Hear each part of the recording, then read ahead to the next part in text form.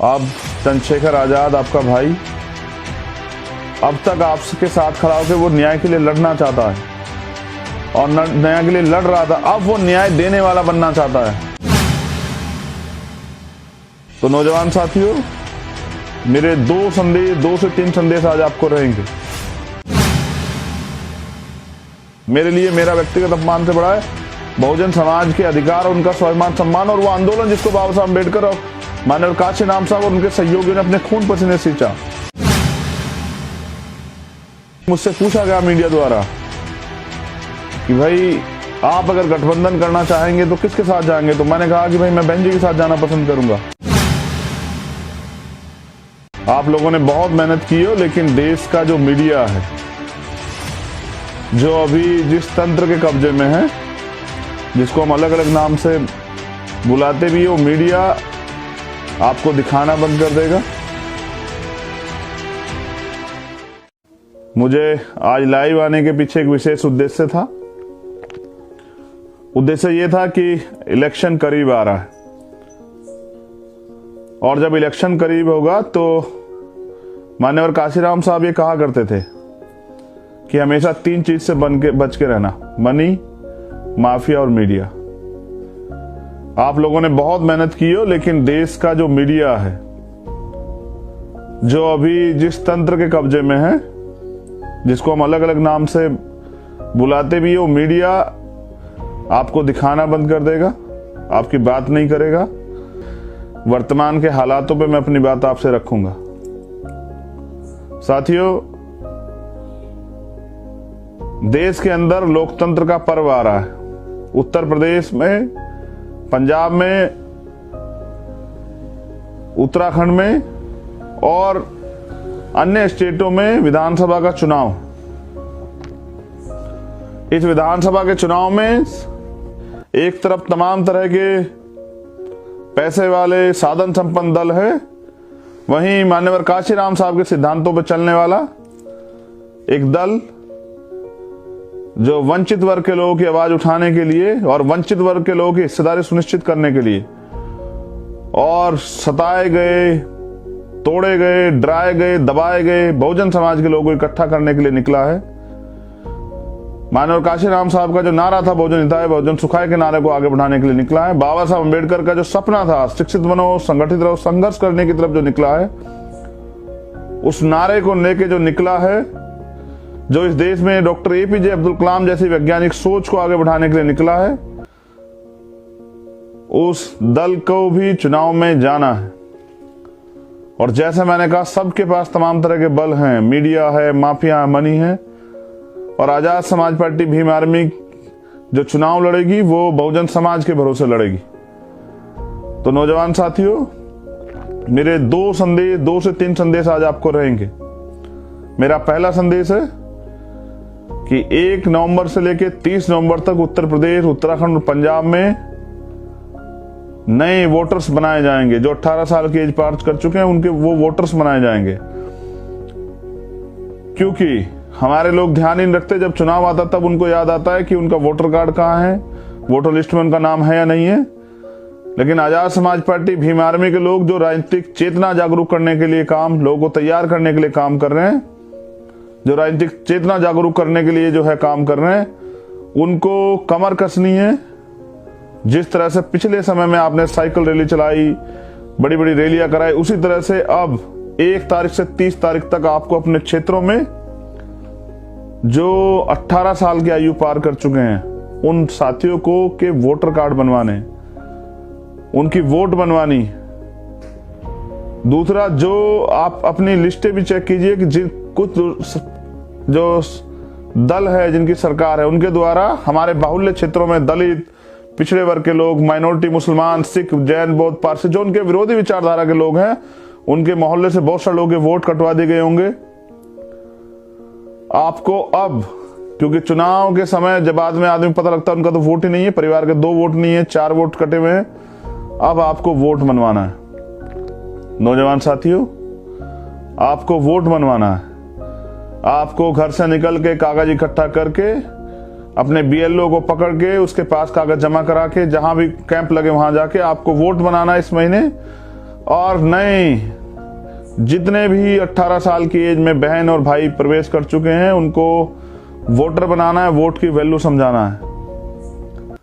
ये नौजवान वोटर जब पहली बार वोट डालने जाए तो बाबा साहब अंबेडकर की विचारधारा, माननीय काशीराम साहब की विचारधारा की पार्टी को वोट करे, उस आंदोलन को आगे बढ़ाने का काम करे। ये मेरा पहला संदेश है और मुझे विश्वास है कि आप इस संदेश को कल से ही इस संदेश पे काम करना शुरू करेंगे और बड़े पैमाने पे जितने वोट बनेंगे आप सभी दलों से आगे बढ़ के अपने लोगों के वोट बनवाने का काम करेंगे, बहुजन समाज के वोट बनवाने का काम करेंगे। मेरा दूसरा संदेश आपको, अपने संगठन का दुरुस्तीकरण कीजिए। जो संगठन आपने बूथ तक का बनाया है पूरे उत्तर प्रदेश में, जहां कहीं नहीं बनाया है उस संगठन को बनाए और जहां बन चुका है उनको सक्रिय कीजिए। हर बूथ पे आपका व्यक्ति होना चाहिए। आपका बूथ मजबूत होगा, जो बूथ जीतेगा वो चुनाव जीतेगा। आप मीडिया के भरोसे मत रहिए, आप अपनी मेहनत के भरोसे रहिए, अपने आंदोलन के भरोसे रहिए। ये तमाम दल आके चुनाव से पहले तमाम वादे करते हैं, लेकिन क्या इनकी कोई जवाबदेही है? पिछली कई सरकारों ने वादे किए, हम ये नौकरी देंगे, रोजगार देंगे, 15 लाख देंगे, महंगाई कम कर देंगे, बेरोजगारी हटा देंगे, महिलाओं को सशक्तिकरण कराएंगे, महिलाओं की जो है सुरक्षा कराएंगे। बताओ कुछ हुआ? और फिर वही दल आपके बीच में आ जाएंगे और कहेंगे हम ये करेंगे वो करेंगे। चुनाव के बाद वो आपकी गली में दिखाई देंगे। तो दूसरा काम ये है कि अपने संगठन को दुरुस्त कीजिए। जिस काम के लिए आप पिछले 5 साल से लगे हुए हैं उस काम को आगे बढ़ाने का समय आ गया। नौजवान साथियों, लोगों के लिए चुनाव ही मात्र राजनीतिक दल होने का कारण है, लेकिन हमारे लिए कारण है कि हम बहुजन समाज के लोगों के अंदर शासक बनने की इच्छा को ताकतवर बनाएं। काशीराम साहब कहते दूसरों के महलों से अच्छी होती है अपनी झोपड़ी। अपने पार्टी, अपने दल, अपने संगठन को मजबूत बनाएं, क्योंकि लोकतंत्र है। यहां सत्ता के साथ विपक्ष की भूमिका है। हमने अभी भी सत्ता में ना होते हुए विपक्ष, सक्रिय विपक्ष बन के सरकार को तानाशाही करने से रोका है। तो इसलिए दूसरा मेरा संदेश है कि आप लोग संगठन को दुरुस्त कीजिए। पंजाब में भी आप सुनिश्चित कीजिए जो लोग आपसे जुड़ना चाहते हैं असम से जुड़ जाएं। आप वॉल पेंटिंग करा के अपनी पार्टी की नीति, अपनी पार्टी के सिद्धांत, अपनी पार्टी के नारों को आम जनता तक पहुंचाने का काम कीजिए। तो मेरा दूसरा संदेश यह है कि सस्ते साधनों पे किस तरह से अपने आंदोलन को आगे बढ़ाना है, इसका ध्यान रखते हुए आप लोग बड़े पैमाने पे, पहला काम वोटर बनाने का, दूसरा संगठन को दुरुस्त करने का। क्योंकि जब इलेक्शन आएगा तो लोग आपकी वोट को खरीदने के लिए कहेंगे कि हम बिजली फ्री करा देंगे, पानी फ्री करा देंगे, इतने रोजगार दे देंगे, इतनी पेंशन दे देंगे, इतना भत्ता दे देंगे। और ये सब चीजें है किस लिए आपको पता है? ये सिर्फ और सिर्फ बहुजन समाज के लोगों की वोट को अपने पाले में लाने के लिए, उनकी वोट को छीनने के लिए है। ये एक तरह की वोटों की खरीदारी है कि आपकी वोट किस तरह से, आपकी वोट का मूल्य लगाया जा रहा है। बिजली, पानी और तमाम तरह की चीजें। तो मैं समझता हूं कि हमें तैयार होना और अपने पैरों पे खड़ा होना है। क्या बहुजन समाज इतना कमजोर है कि अपने पैरों पे ना खड़ा हो पाए? बहुजन समाज से तो पिछली बार पिछड़े वर्ग के लोगों से बड़े बड़े वादे भारतीय जनता पार्टी ने किया था। आज क्या हुआ? 69,000 शिक्षक भर्ती में पिछड़े वर्ग आयोग की रिपोर्ट है, उसके बावजूद भी पिछड़े वर्ग की मांग को नहीं सुना गया। उनकी रिपोर्ट में कहा गया भर्ती में घोटाला हुआ और आज तक भी वो बच्चे आंदोलन में बैठे हुए। मेरी बहनें, मेरे भाई, में हम उनके लिए लड़े भी थे। वो 23 तारीख में दोबारा आंदोलन कर रहे हैं, हमारा समर्थन रहेगा। लेकिन मैं आपसे पूछना चाहता हूं, क्यों नहीं सुनी सरकार ने जायज मांग? ये सत्ता का दुरुपयोग भारतीय जनता पार्टी के लोग कर रहे हैं और आपको अपने लोगों को भेजना है सदन में, क्योंकि जब आपके दल से चुन के व्यक्ति जाएगा तब आपके हितों की रक्षा के लिए बात करेगा। दूसरे की पार्टी दलों से जो चुन के जाएगा वो उनके हितों की रक्षा की बात करेगा, अपने पार्टी के अध्यक्ष की तरफ से, अपने पार्टी विचारधारा की तरफ चलेगा। और बहुजन विचारधारा की भी अगर कोई पार्टी काम कर रही है, मान्यवर काशीराम साहब जो हमें बनाना चाहते थे, शासक वर्ग जो बनाना चाहते, वो कहते थे कि जो लोग हुक्मरान होते हैं उनकी बहन बेटियों पर अत्याचार नहीं होते, उन पर जुल्म नहीं होते, उनके अधिकार नहीं छीने जाते, उनका अपमान नहीं होता, उनको बेइज्जत नहीं किया जाता है, उनकी जमीन नहीं दबाई जाती, उनके घर नहीं जलाए जाते, उनका बहिष्कार नहीं होता, जो शासक वर्ग होता है। और आप देख लीजिए इस देश में जो शासक वर्ग है, आप रोज सुनते हैं, मुझे कहना नहीं चाहिए मगर मेरी पीड़ा है कि आप देख लीजिए किन के लिए अखबारों में रोज छपता, किस समाज के बहन बेटियों और महिलाओं के बारे में छपता कि आज उनके साथ रेप हुआ, हत्याएं हुई। तो इसका मतलब आज भी हम शासक समाज नहीं बन पाए। इसलिए मेरा दूसरा संदेश आपको ये है, और मेरा तीसरा संदेश ये है आपसे कि समय आ गया साथियों, कमर कसिए। अब चंद्रशेखर आजाद आपका भाई अब तक आपके साथ खड़ा होकर वो न्याय के लिए लड़ना चाहता है और न्याय के लिए लड़ रहा था, अब वो न्याय देने वाला बनना चाहता है आपके सहयोग से। मैं किसी के तलवे पैर छू के किसी के जो है ना, किसी के आगे पीठ झुका के आपके स्वाभिमान सम्मान का समझौता करके नहीं काम करूंगा। मैं तो आपको स्वाभिमानी समाज बनाना चाहता हूं। इसलिए मैं आपकी ताकत से, क्योंकि काशीराम साहब कहते हैं जिसका वोट होगा उसका राज होगा। बाबा साहब ने भी कहा, उन्होंने कहा वोट का अधिकार मैंने बिकने के लिए नहीं दिया है, वोट का अधिकार मैंने दिया आपको गुलामी से मुक्ति के लिए। हम बहुजन महापुरुषों के जो बच्चे हैं वो स्वाभिमानी लोग हैं, ईमानदार लोग हैं, संघर्षशील लोग हैं। वो अपने हक अधिकार के लिए लड़ना चाहते हैं। और आप इतने बड़े पैमाने पर जुड़े, मैं आपसे ये भी बता दूं कि साथियों, ये आंदोलन तो पीढ़ियों दर पीढ़ी चलता रहेगा। ये आंदोलन इसलिए अभी सफल होने वाला नहीं है, इसको समय लगेगा। मैंने अभी मुझसे पूछा गया मीडिया द्वारा कि भाई आप अगर गठबंधन करना चाहेंगे तो किसके साथ जाएंगे, तो मैंने कहा कि भाई मैं बहन जी के साथ जाना पसंद करूंगा। उसके पीछे एक कारण है, मैं आपके बीच में बता देता हूं, आप सुन लीजिए और अपने आप फैसला लीजिए। उसका कारण यह है मेरे बहुजन समाज के लोगों कि मेरे लिए समाज सर्वोपरि है। मैं समाज से हूं, मेरे लिए समाज ही सर्वोपरि है। मैंने अपना जीवन समाज के लिए समर्पित किया है। भीम आर्मी आजाद समाज पार्टी के लोग बहुजन समाज की रक्षा के लिए, उनके अधिकारों की सुरक्षा के लिए, उनके स्वाभिमान सम्मान के लिए लड़ते हैं। तो मैंने अपने साथियों से बात की और हमने तय किया कि हम जाएंगे उनके साथ। अगर गठबंधन की बात आई तो सबसे पहले उनके साथ प्रयास करेंगे, क्योंकि मैं बहुजन समाज के लोगों में एकता चाहता हूं। आप जानते हैं पिछले 5 साल में कोई ऐसी जगह नहीं जहां हम आंदोलन के लिए नहीं गए, चाहे जेल काटी, मुकदमे झेले, लाठियां खाई, आप जानते हैं क्या क्या नहीं सहा। साथियों, मुझे कल समाज के बीच रहना है। मुझसे समाज पूछेगा कि चंद्रशेखर आपने प्रयास क्यों नहीं किया एकजुट होने का। मैंने आपके सामने रखी है बात कि मैंने प्रयास किया, हजारों गालियां खा के, अपमानित करवा के, खुद को एजेंट और पता नहीं क्या क्या नहीं कहा गया विरोधियों द्वारा, मेरे परिवार को गाली, क्या क्या नहीं मुझे अपमानित किया गया। और एक काम मैंने ऐसा नहीं किया जिसमें समाज अपमानित हो जाए। एक काम नहीं किया हमने ऐसा। तमाम बुराइयां, आरोप सहके, लाठियां खा के, जेल जाके, मुकदमे झेल के भी कभी आपके स्वाभिमान सम्मान का समझौता नहीं किया, कभी झुकना नहीं सीखा। तो क्योंकि मैं इसलिए चाहता हूं कि बहुजन समाज के लोगों में एकता बनी रहे, क्योंकि आने वाले 5 साल अगर बहुजन समाज के लोग सत्ता में नहीं आए तो बहन जी तो घर से नहीं निकलेंगी, वो तो अपने महल में रहेंगी। 5 साल मुझे अपने लोगों की लाशें उठानी पड़ेंगी अपने हाथों में, इन हाथों में। अपनी बहनों के हाथ उठा के मैं उनके लिए न्याय की भीख मांगता फिरूंगा, लड़ता फिरूंगा, इस जालिम सरकार से टकराता फिरूंगा।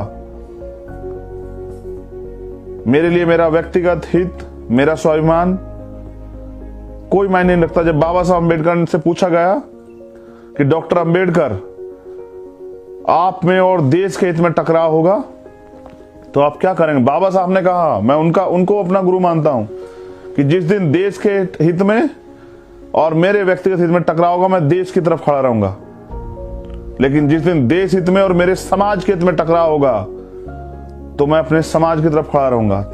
मैं इसलिए इतनी गालियां खाने के बाद, अपमानित होने के बाद, एक स्वाभिमानी व्यक्ति जिसने जो सरकार के आगे नहीं झुका, 16 महीने जेल काटी, हम पे आरोप लगाने वाले अपने बच्चे को 10 दिन के लिए जेल भेज के देखा, एहसास हो जाएगा। हमारे लोगों ने, भीम आर्मी के लोगों ने जेलें काटी, मुकदमे झेले, लाठियां खाई, अपमानित हुए। मैं खुद, हमारी टीम, सब लोगों ने हमारे सब साथियों ने, माननीय अध्यक्ष जी और हमारे और साथी सब लोगों ने क्या क्या नहीं सहा, 16-16 महीने जेल काटी, लेकिन उफ नहीं कहा कभी समाज के बीच में, और प्रयास किया हमेशा एकजुटता का। कहना आसान है, आप हमारी जगह खुद को रख के देखिए और इस दर्द को महसूस कीजिए। मैंने इसलिए अपील की कि ये समाज एकजुट रहे, क्योंकि मुझे समाज के बीच जाना। कल आप मुझसे पूछोगे कि आपने एकजुट करने का प्रयास क्यों नहीं किया भैया, तो मैं सच्चा हूं, ईमानदार हूं, इसलिए मैंने प्रयास किया। इतनी अपमानित होने के बाद मेरे लिए मेरा व्यक्तिगत अपमान से बड़ा है बहुजन समाज के अधिकार और उनका स्वाभिमान सम्मान, और वो आंदोलन जिसको बाबा साहब अम्बेडकर और माननीय काशीराम साहब और उनके सहयोगियों ने अपने खून पसीने सींचा, वो आंदोलन इंपॉर्टेंट है। इसलिए मैंने पहल की, क्योंकि मैंने कहा ना, आज भी देख लिए पिछले 5 साल से लगातार हम लोग सड़कों पे दिन रात नहीं देखते भीम आर्मी के लोग। अभी भी कई लोग भीम आर्मी के जेल में, अभी हमारे उन्नाव के जिलाध्यक्ष अभी छूट के आए, और गए किस लिए थे? इसलिए क्योंकि न्याय की लड़ाई लड़ते हुए इस सरकार के सामने घुटने नहीं टेकते, न्याय की लड़ाई लड़ते हैं, और कोई दिन नहीं जाता जहां भीम आर्मी के लोग ना लड़ते हों। अभी केरल में हमारे प्रदेश अध्यक्ष को उठा लिया गया, एक बहन के न्याय की लड़ाई लड़ रहे हैं वहां।